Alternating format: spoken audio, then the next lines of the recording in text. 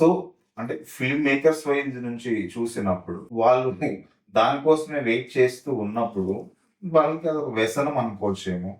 అందులోనే ఆనందం పొందుతుంటారేమో. సో వాళ్ళు వేసే వాళ్ళు ఎవడైనా ఉంటే వాడు వల వేయడానికి సిద్ధంగా ఉంటాడు. వాడికి కొత్త కొత్త ఎక్స్‌పీరియన్సెస్ కావాలి. సో దాంట్లో నుంచి డిపెండ్ అయ్యి వచ్చిన గర్ల్స్ ఉంటారు.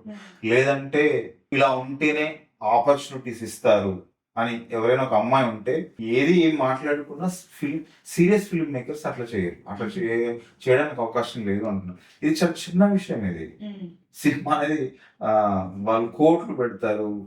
దాన్ని ఎంత బాగా సినిమాని చేసి ఆడియన్స్ దగ్గర తీసుకెళ్ళి డబ్బులు కలెక్ట్ చేయాలనేది పెద్ద విషయం. వాళ్ళ జీవితాలకు సంబంధించిన విషయం. ఇది చిన్న విషయం. దీని మీద ఏ ఫిల్మ్ మేకర్ కి కాన్సన్ట్రేషన్ ఉండదు. అదర్వైజ్ ఏదైనా జరిగితే అది మ్యూచువల్ అండర్స్టాండింగ్.